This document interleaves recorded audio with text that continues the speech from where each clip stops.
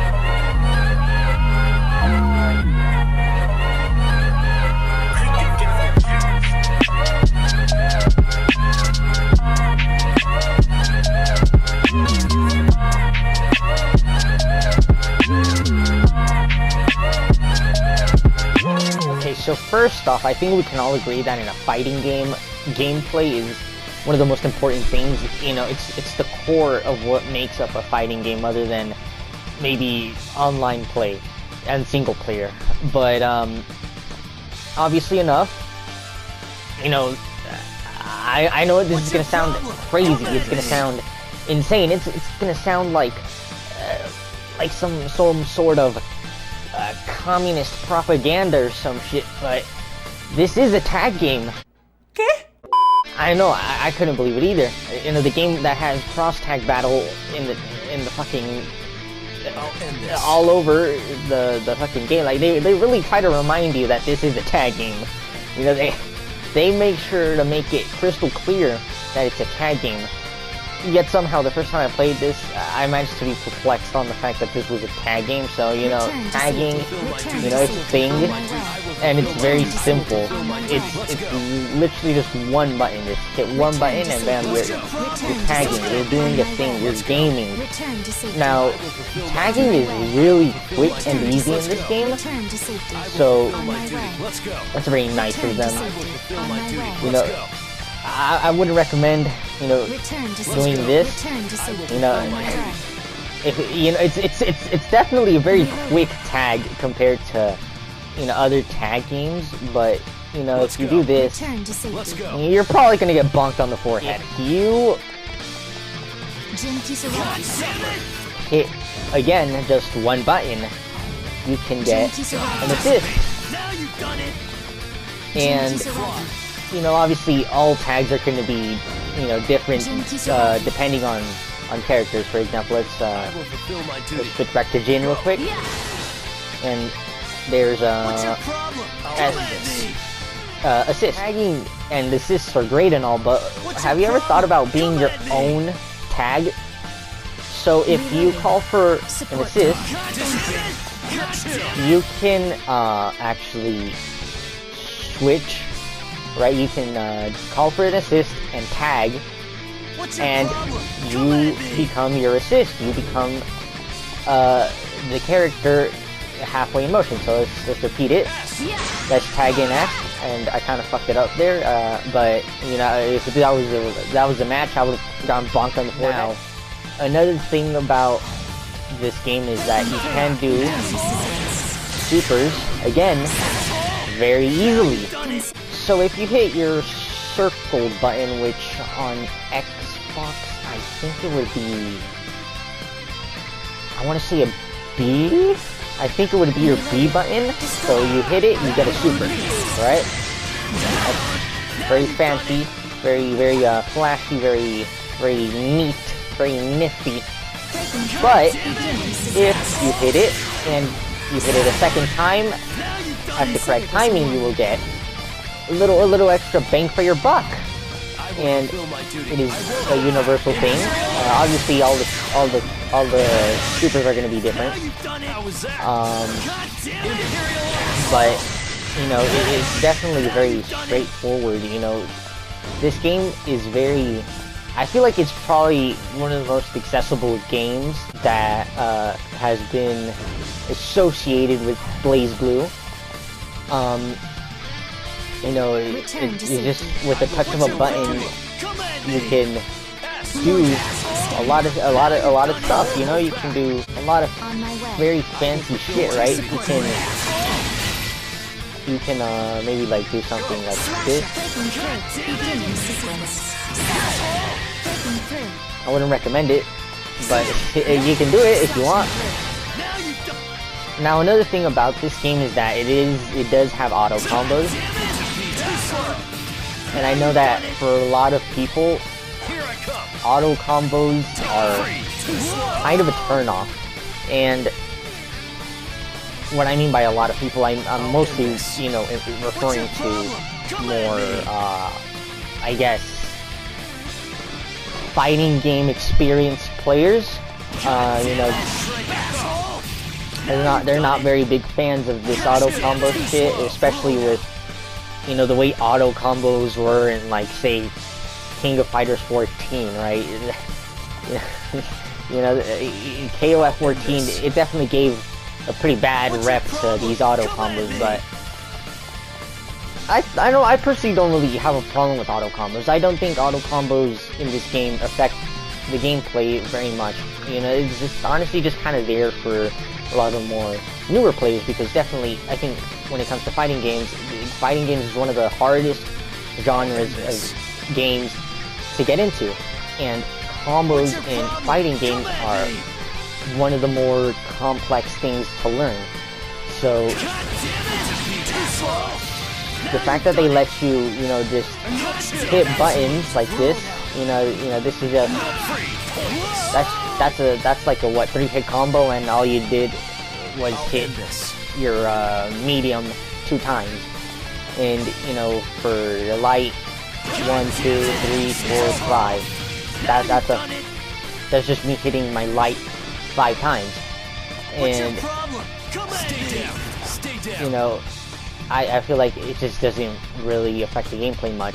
So you know, I wouldn't even consider the auto combos in this game on the same level as KOF 14. So I just feel like that's not really something that you can criticize the game about. You know, I think they're really good about being accessible to new players, but also not making it so overly accessible that, you know, any random asshole can just waltz in here and auto combo you to death.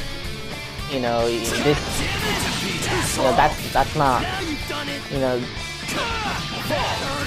those aren't exactly the most optimal combos. You know, that type of stuff isn't really gonna help you in a professional match, right? Or in really online matches either. You know, this isn't gonna get you very far. Another thing about this game is, again, returning to how accessible the game is. You guys remember those DP motions that are so infamous in fighting games? You know, those Dragon Punch, those forward, down, forward motions that a lot of people have some trouble with. Well, those don't exist in this game, right? I'm doing the motion. I don't get a DP, right? So what's happening, right? DPs have been around since the start, right? They're very, very infamous moves. So where is the DP? Well, right there. That's the DP. Now, I know it doesn't really look like a DP, but trust me, that it is a DP. It is an anti-air. So the way you do a DP in this game is actually pretty nice. I'm not gonna lie. It's actually pretty, you know, even for me, someone that's never really had a lot of trouble with DP motions. I must admit, just being able to do this, it is honestly just fucking incredible, man. Because, you know, it's just a nice break from having to do these Dragon Punch motions, man. Basically, what you have to do is hit your light and your tag button. Hit it at the same time, and bam, you get a DP. Simple as that. Some characters' DPs are punishable more than others, right? You know, this, you know, he definitely has a little bit of recovery there, but for the most part, you know, and maybe like in some situations he could get away with it, right? But let's switch over to someone like S, right? Her DP is a little bit more like a standard DP, right? So obviously her DP, you know, it's definitely a lot more punishable than Jin's DP. It's to like Carmine here. He also has a relatively safe DP. If we switch to Aurier, she again has a very punishable DP. You know, very, very dangerous DP. You know, no, I wouldn't want to be the Aurier that just got her DP blocked. You know, that wouldn't be a very fun situation to find yourself in. So now that we're over here discussing about these Under Night and Birth characters, why don't we discuss a little bit about mobility? So what do I mean by mobility? Well, I'm mostly referring to air dashes. So in most Arc System Works games and most anime fighting games, there are air dashes. This consists of dumping and double tapping your forward or back button depending on what direction you want to air dash. And you can do double jumps and shit like that. But most BlazBlue characters have a relatively straight path when they air dash, right? With Under Night characters, they have this parabolic motion, right? It's a parabola, which is something that they carry over from the original franchise. And I just thought that was pretty cool fan service. I think it's very cool that they decided to do that. Another thing that I know a lot of people would criticize the game about is the fact that pretty much everything, as far as the character sprites and maybe even like the move sets, a lot of it is very much so reused, right? These are the sprites from What's your problem? BlazBlue, I'll end this. Under Night, and Persona 4 Arena Ultimax, right? They are the sprites. So I think the only characters that got new sprites were the Ruby characters. But I don't think it should be something that you criticize the game over. I don't really think it affects it too much, right? It's not like they're the first people to do this type of thing, right? I mean, just take a look at things like Capcom versus SNK or Marvel versus Capcom. Those games, they love to reuse their assets. So it's definitely very, very guilty of asset reusing. But I just never really thought it was too much of a problem. If anything, I think it's kind of a nice touch. The fact that it's the same character sprites, the fact that they even implemented their air dashes from their games. They didn't have to give the Under Night characters their classic parabola motion for their air dashes, but they did. I just think it's a nice touch, right? I don't really have a problem with the reusing assets and music. As long as the music is good, and it's definitely a very solid soundtrack.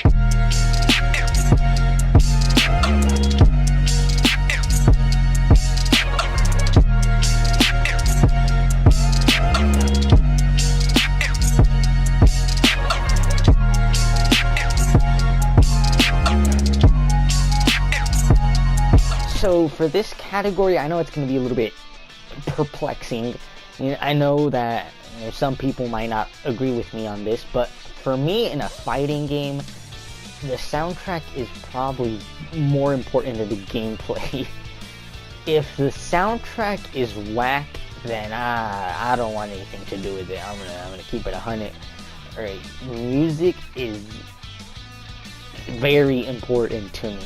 And this game, when it comes to the music department, delivers, man. Alright, most of it is reused soundtracks from previous games, but man, they just never stop being a baller. And let me just show you some examples.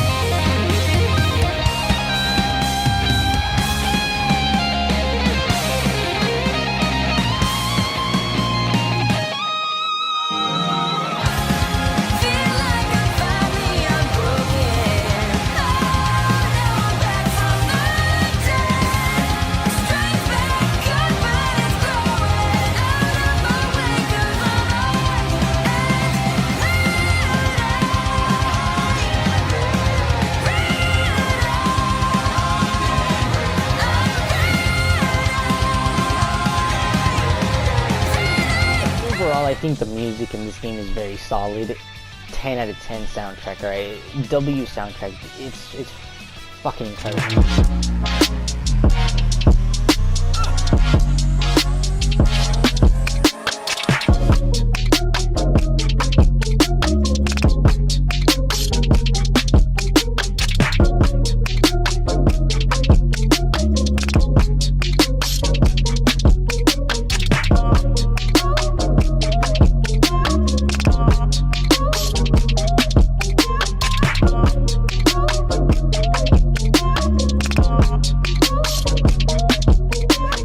As far as single player content goes, well, you have your standard stuff, your versus endless modes or survival mode, whatever you want to call it. You got your tutorials, you got your combo trials, all that fancy stuff, which is all great and dandy. But I think for a fighting game, a good story mode is slowly but surely becoming the norm. And BlazBlue has always been a very story-rich game, and unfortunately Cross-Tag Battle doesn't really deliver as far as that department.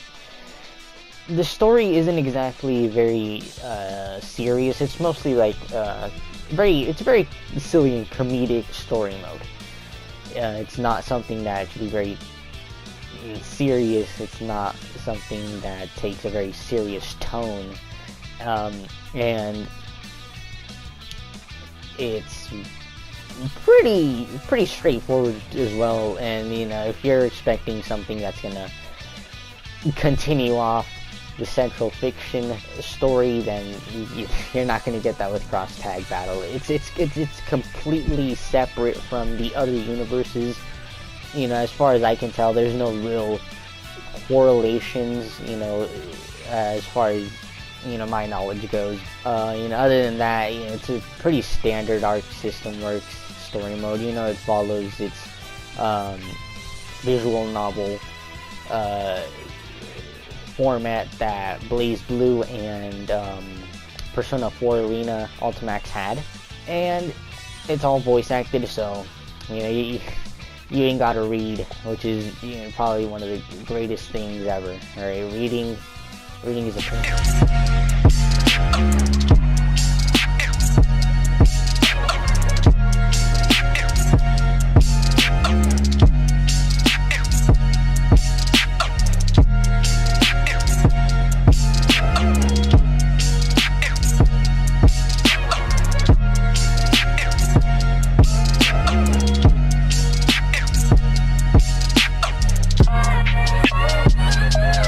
What about online? Online, for a lot of people, is probably one of the most important things in a fighting game. It's up there with the gameplay and roster. So, for online play, it's not too bad. With online play, it has a couple modes. You have your ranked matches, your casuals, you can create rooms. Standard stuff, right? Now, the game is delay netcode. For a 2018 game, a delay netcode fighting game, it's not exactly acceptable, but honestly, the delay netcode in this game was not bad. It was not bad at all. It was honestly pretty decent delay netcode. Probably one of the greatest delay netcodes that I've ever seen personally. But the game, it did get a rollback netcode update as well as Central Fiction. So you don't really have to worry about dealing with delay netcode. It is going to get rollback. It is coming. The rollback is going to be coming. So, online play is going to improve a lot. It was already pretty solid online play, even with the delay. But, the fact that it's going to get rollback, it's going to be a better time for everybody. And I know for a fact a lot of competitive players are very happy about it.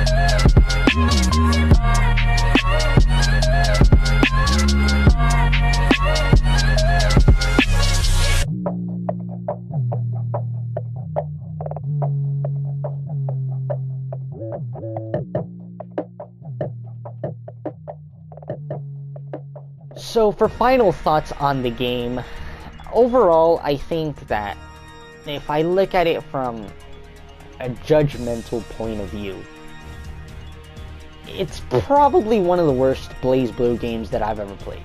I'm not gonna lie, it's just not a BlazBlue game in any way, shape, or form.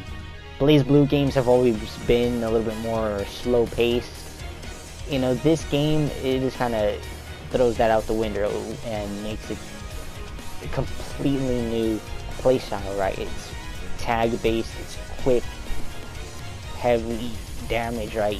The game, you take a lot of damage in the game, right? If you look away for like 2 seconds, you're dead, alright? It's over. It's beef curtains, bro.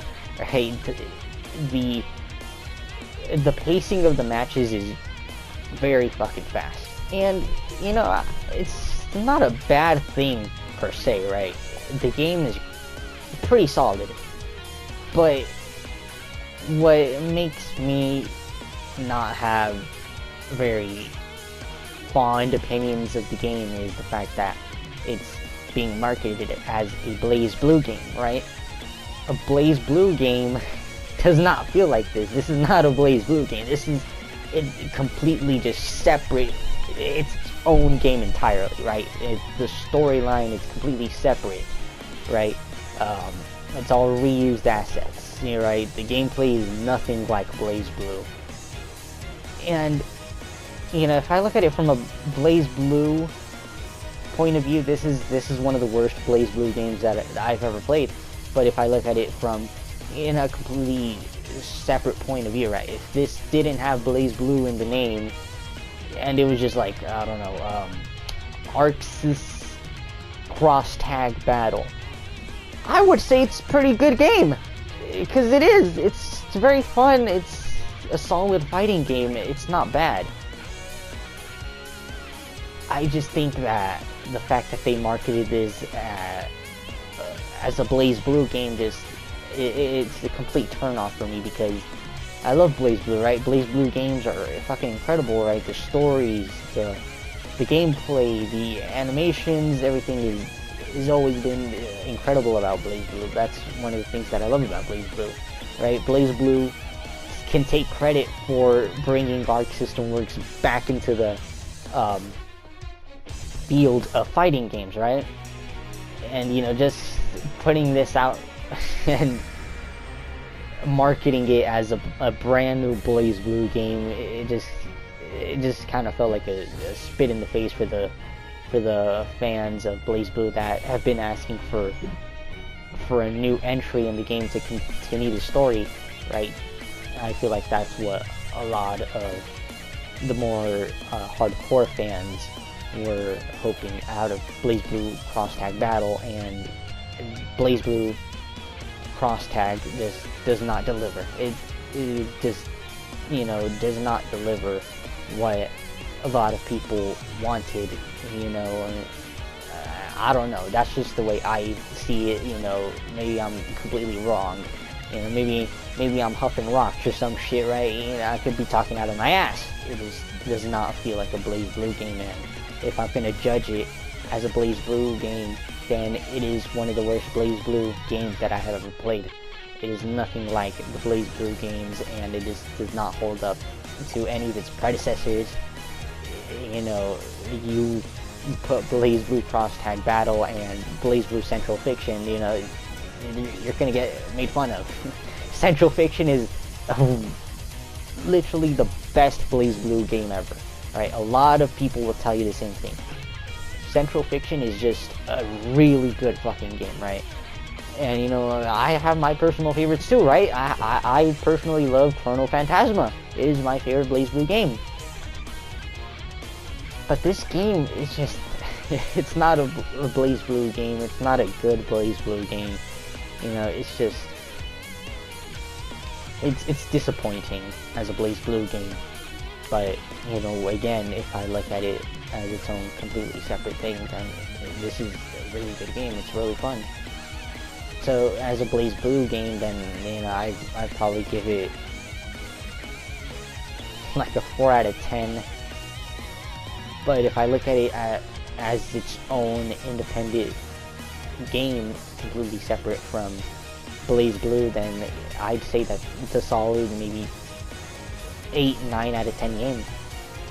It's a fun game, it is, but you know, I don't know, it's just marketing this as a BlazBlue game, it never really sat well with me, especially since, you know, it just doesn't hold up to its predecessor. It's not even close.